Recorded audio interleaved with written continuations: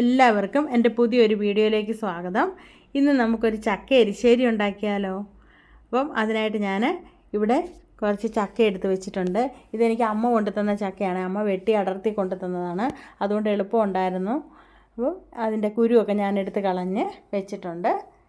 ഇനി നമുക്ക് ഇതൊന്ന് ചെറുതായിട്ടൊന്ന് അരിഞ്ഞെടുക്കണം. ഈ ചക്ക എരിശ്ശേരിയൊക്കെ ഉണ്ടെങ്കിൽ നമുക്ക് എളുപ്പമാണ്. വേറെ ചോറിന് ഒഴിക്കാനുള്ള കറിയൊന്നും വെക്കണ്ടല്ലോ. പിന്നെ ഒരു മത്തി വറുത്തതോ ഒരു തോരനോ ഒരു അച്ചാറൊക്കെ ഉണ്ടെങ്കിൽ കുശാലായി.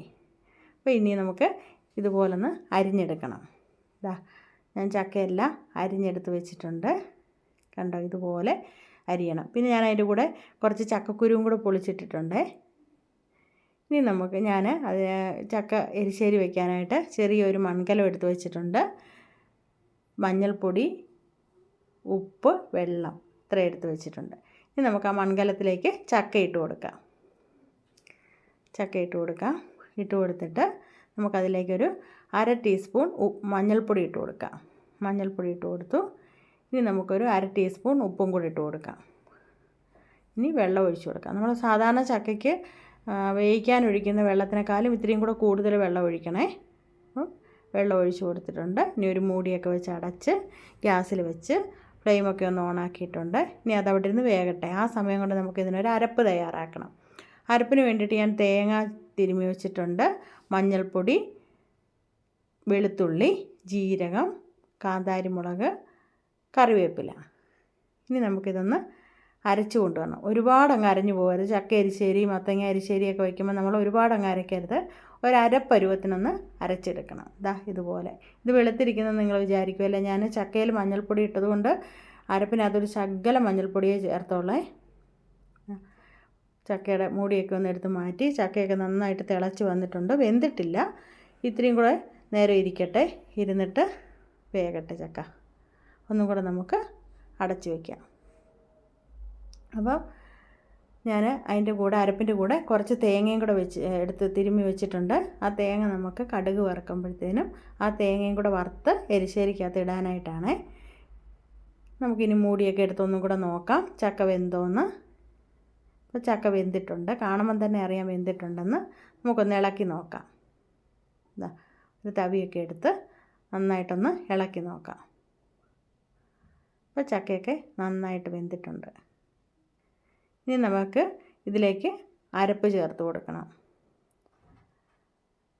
അരച്ച് വെച്ച അരപ്പ് ചേർത്ത് കൊടുത്തിട്ടുണ്ട്. ചിലർ വെളുത്തുള്ളിക്ക് പകരം ചുമന്നുള്ളി ചേർക്കാറുണ്ട് കേട്ടോ. അത് ഓരോരോ നാട്ടിൻ്റെ പ്രത്യേകതകളാണ്. ഇനി നമുക്ക് ഇതൊന്ന് നന്നായിട്ട് അരപ്പ് ചേർത്തിട്ട് ഇളക്കി കൊടുക്കാം. എന്നിട്ട് വെള്ളവും കൂടെ ചേർത്ത് കൊടുക്കാം. ഇത്തിരി വെള്ളം കൂടുതൽ വെച്ചാൽ കുഴപ്പമൊന്നുമില്ല കേട്ടോ. ചക്ക ഇതിനകത്ത് പാത്രത്തിലിരുന്ന് ഒന്നും കൂടെ ഒന്ന് കുറുകും. ഈ പരുവത്തിനിരിക്കണേ. ഇത് കണ്ടോ, ഇതുപോലെ ചോറിലൊഴിച്ച് കഴിക്കുന്ന കറിയല്ലേ. അപ്പോൾ ഇനി അതിലേക്ക് ഞാൻ ഒരു തണ്ട് കറിവേപ്പില കൂടി ഇട്ട് കൊടുത്തിട്ടുണ്ട്. ഇളക്കി കൊടുക്കാം. നിങ്ങൾ ആദ്യമായിട്ടാണ് എൻ്റെ വീഡിയോസ് കാണുന്നതെങ്കിൽ സബ്സ്ക്രൈബ് ചെയ്യാൻ മറക്കരുത്. ലൈക്കും ഷെയറും കമൻറ്റും ഒക്കെ ചെയ്യണേ. ഇനി നമുക്ക് ഒന്ന് കടുക് വറുക്കണം. അതിനായിട്ടൊരു ചെറിയ പാൻ അടുപ്പത്ത് വെച്ചിട്ടുണ്ട്. പാനൊക്കെ ഒന്ന് ചൂടായി വരട്ടെ. ചൂടായി വന്നിട്ട് നമുക്ക് അതിലേക്ക് വെളിച്ചെണ്ണ ഒഴിച്ച് കൊടുക്കാം. വെളിച്ചെണ്ണ ഒഴിച്ച് കൊടുത്തിട്ടുണ്ട്. വെളിച്ചെണ്ണ ഒന്ന് ചൂടായപ്പോഴത്തേനും നമ്മൾ ആ എടുത്ത് വെച്ചിരിക്കുന്ന തേങ്ങ ഇല്ലേ, തിരുമ്മി വെച്ചിരിക്കുന്ന ആ തേങ്ങ കൂടി ഇട്ട് കൊടുക്കാം. തേങ്ങ ഒന്ന് നന്നായിട്ടൊന്ന് വറുത്ത് നമ്മൾ തീയലിനൊക്കെ ഒന്ന് മൂപ്പിച്ചെടുക്കത്തില്ല എന്ന് പറഞ്ഞ പോലെ ഒരു ചുമന്ന കളറായിട്ട് വരണം. അതുവരെ നമുക്കൊന്ന് ഇളക്കി കൊടുക്കാം.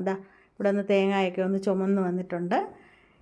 ഇനി നമുക്കതൊരു സൈഡിലേക്കൊന്ന് നീക്കി വയ്ക്കാം.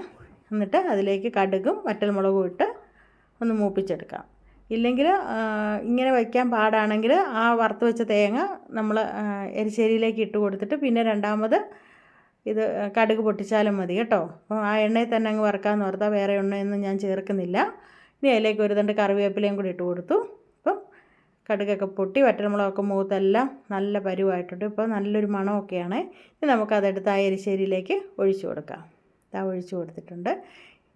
ഒഴിച്ചിട്ട് ഉടനെ തന്നെ ഇളക്കരുത്. ഒന്ന് അടച്ച് വെക്കണേ. ഒരു 5 മിനിറ്റ് കഴിഞ്ഞതിന് ശേഷം ഇളക്കാവുള്ളേ. ഇനി നമുക്കൊന്ന് ഇളക്കാം. അപ്പം നല്ലൊരു മണമാണ്. വറുത്തിട്ട തേങ്ങയുടെയും ആ ചക്കയുടെയും എല്ലാം കൂടെ നല്ലൊരു മണമാണ്. കണ്ടോ, ഇങ്ങനെ ചക്കയൊക്കെ കിട്ടുമ്പോൾ എല്ലാവരും ഇതുപോലെയൊക്കെ ഒന്ന് ഉണ്ടാക്കി നോക്കണേ.